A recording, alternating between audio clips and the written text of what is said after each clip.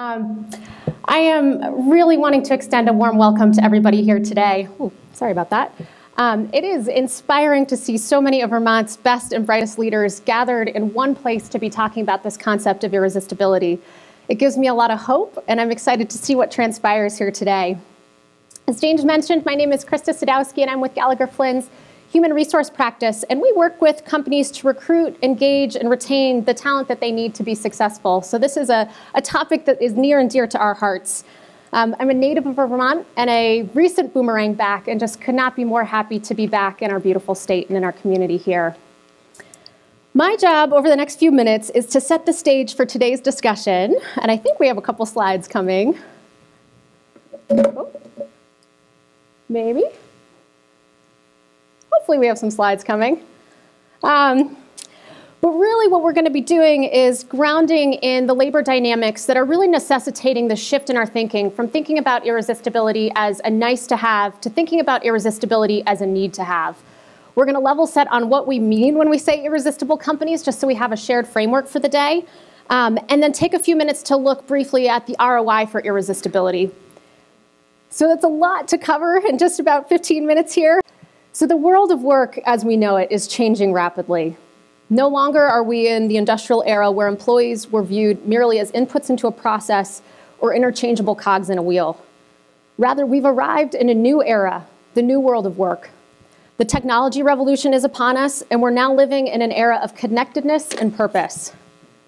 Gone is the old world of work where my grandfather, like so many of his peers, walked into the Kodak factory at 18, progressed through the ranks, and then at 55 walked out of the same company to retire with a pension.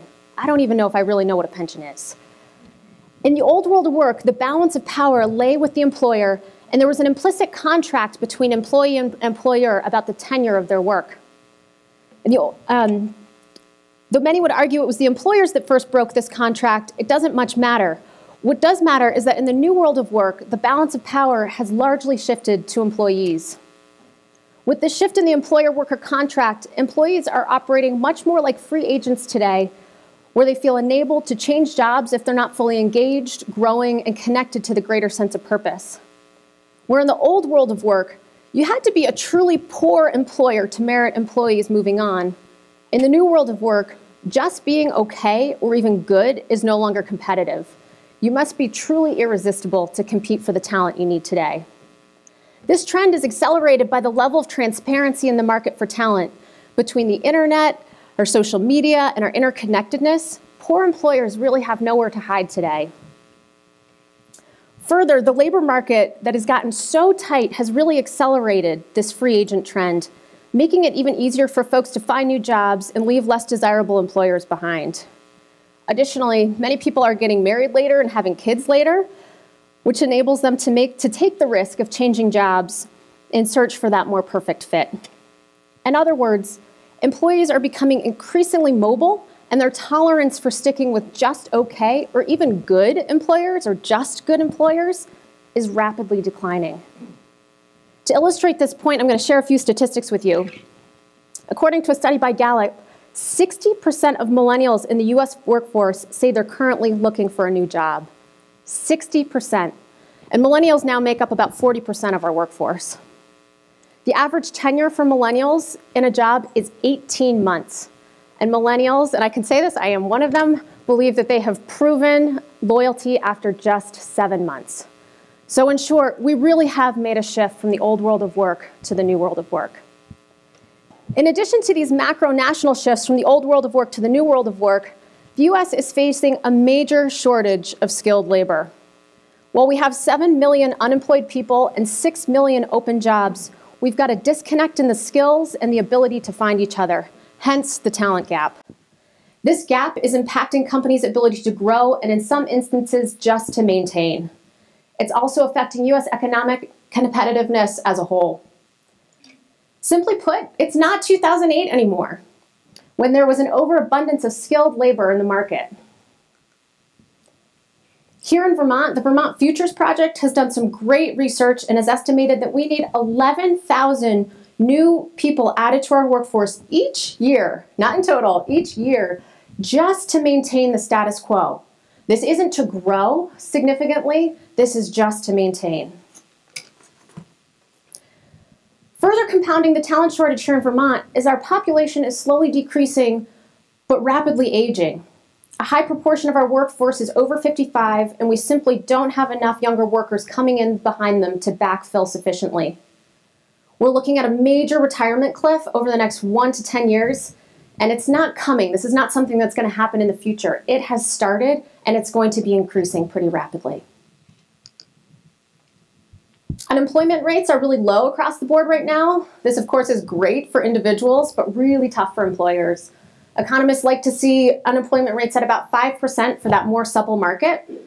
And the low unemployment rates are affecting companies at every level. I've just been really struck at the number of restaurants I've walked into in both Rutland and Burlington in the last few months that are either not open for full hours or not operating, kind of not seating all of their tables simply because they don't have the staff to support their business. Similarly, with the executive recruiting we're doing, we're seeing that it's taking much, much longer to fill searches, and the effort that goes into that is getting more and more. So again, we really need to make the step to fully out of our 2008 recession era mentality and understand that this truly is an employee's market today. So what does this all mean for Vermont? That's a pretty grim image I've just painted. It means that we are rapidly getting to a tipping point in our economy. Doing nothing and maintaining the status quo is simply not an option.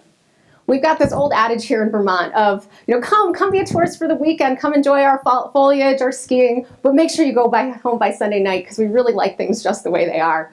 That simply isn't going to work from here. We cannot maintain as we are, keep things as they are, unless we increase the number of new and retained workers in our workforce. So there are a lot of forces present that can really push us down rapidly, including the talent gap, the retirement cliff, reurbanization, low unemployment rate, these millennial dynamics I've just mentioned. But there's also some incredible ingredients for success here in Vermont, which if we use them well, we can create a virtuous cycle for Vermont businesses and the state as a whole to help ensure we go up. We do this, of course, by creating an identity for ourselves as the home of the country's most irresistible businesses, both large and small. And while there's certainly pieces of this puzzle that have to be solved at the policy level to ensure we go up, the housing, the childcare, the taxes, those need to be solved. The good news is that there's a lot that can be done inside the four walls of our own companies to create this virtuous cycle and ensure the success of our companies and the vibrancy of our special state. So the overarching tagline here for these success strategies to help ensure that we go up is becoming an irresistible company. And that, of course, is what brings us here today. So what exactly is an irresistible company? I've been throwing this term around a lot. Most basically, these are the companies that, despite the talent shortage, are not having trouble attracting, retaining, and engaging the talent they need to thrive. They have a line out the door of folks wanting to come in. Nobody wants to leave these companies. They have much higher average retention rates. And they're the companies that are really putting people and purpose at the core of the business. They're human-centered companies. They're the great employers that you would be thrilled to take just about any job for, just so you could be a part of the magic that's happening inside your four walls. Unfortunately, irresistibility has yet to become the norm. Gallup's research shows that only 13% of all employees are highly engaged, and 26% of employees are actively disengaged or rowing the boat backwards. Glassdoor reports that only 54% of employers recommend their company as a place to work. In the tech sector, 2/3 of all workers believe they could find a better job in less than 60 days if they just put the time into looking. And then, of course, there's that terrifying statistic that 60% of millennials are actively looking for better opportunities. Yikes. The good news is, though, that we already have a density of companies in Vermont that are on the journey to irresistibility and are starting to turn the tides within Vermont. The journey to irresistibility and the exact recipe will look different for every company. At its core, though, people and purpose are central. And when I say they're central, I don't just mean you've stuck your vision and your mission on a glossy poster and stuck it on the cafeteria wall. I mean that your vision, or excuse me, your purpose and people are core to every business strategy, truly at the center of the company. This is not an exhaustive list that you see up here by any means. And the exact ingredients, as I said, will vary by company. And the talks today are really going to dig into how Vermont companies are putting their unique recipes together for irresistibility and how they're navigating the journey. But I will spend just a moment talking a bit more about purpose, because purpose is the ingredient that is essential for creating an irresistible company. Purpose connects to the bigger why.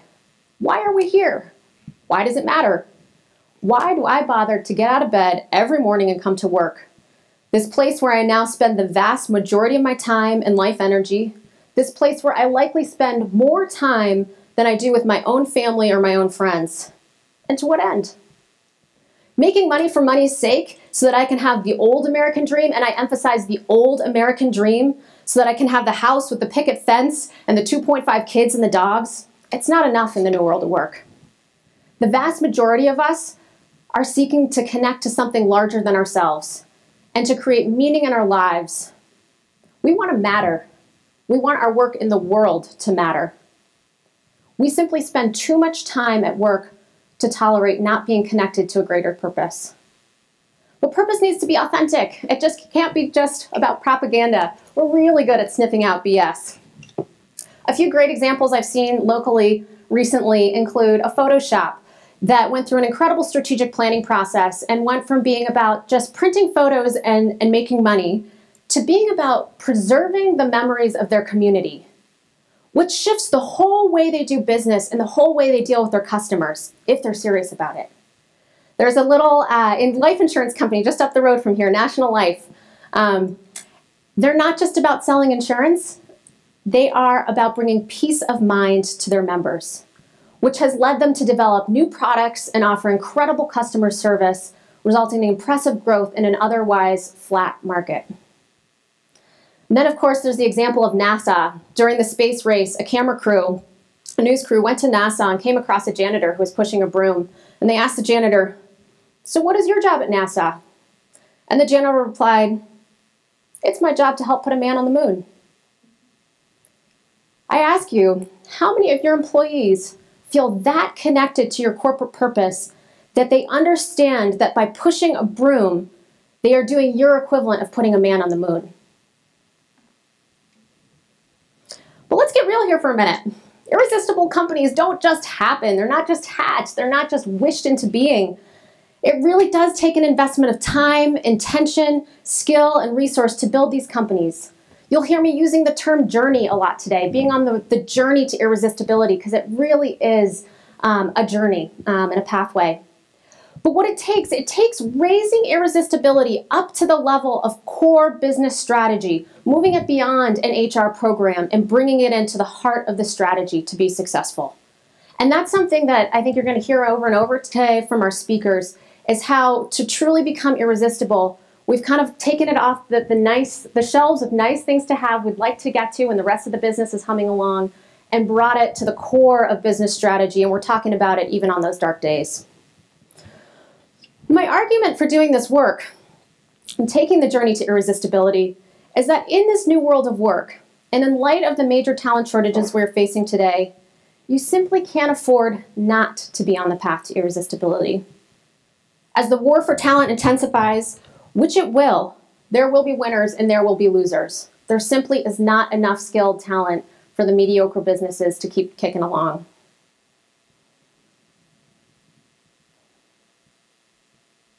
So I urge you to get on the path to irresistibility and to stay vigilant on the journey. Additionally, there's a growing body of research that shows the connection between irresistibility, engagement, and improved business performance. We're seeing decreased cost and time to hire, increased retention, and increased engagement levels. A recent study from Gallup indicates the teams scoring in the top quartiles for engagement outperform the teams scoring in the bottom quartiles for engagement by these impressive metrics. We're seeing returns to profitability, sales, productivity, customer service, turnover, defects, absenteeism, and safety. So considering all of this, I would just ask each of you, can you afford not to be on the journey to irresistibility? I'll close with just two final thoughts. The first is sharing my bigger vision from Vermont, and my second is my challenge to all of you for the day. On my vision for Vermont, I believe strongly that we can shift the tipping point in the right direction. This belief and my belief that we can continue to create lives in Vermont that are enriched by the work that we do is a big part of why I came back to Vermont and why I'm staying here. However, there are folks that are scared to come back, or scared to stay, or scared to even consider coming here. So in the same way that Silicon Valley has really become known as the tech mecca, I think there's a real opportunity for Vermont to become known as the mecca for irresistible companies. There are large numbers of talented young professionals that would stay here, or that would want to stay here, return here, or come here for the first time if they knew they could work for an irresistible company. So imagine that for a minute. If you're seeking to work for a company that puts people and purpose at the center and to make a difference in your work in the world every day, Vermont just becomes the obvious choice of where to look for a job. We've got so many of the right ingredients already in place to develop this identity of the world's home, or excuse me, as the home to the world's best irresistible companies. We've got a density of companies that are already well on the journey to irresistibility. We have a culture that celebrates multi-bottom line and human-centered companies. And we've got a density of skilled consultants in the state, yours truly, and I see many more amongst us today, that are already working with companies to help them become more irresistible and getting great results. So this is fertile ground for being the natural home for irresistible companies and helping our whole state flourish in the process. So this leads me to my closing thought. Today you'll be hearing from a variety of Vermont's business leaders who are all on the path to irresistibility. They are all at very different stages, and their recipes and ingredients for irresistibility all look quite different. We're going to have a lot of folks in the audience today, too, who have been experimenting with elements of irresistibility within their own organizations and getting great results.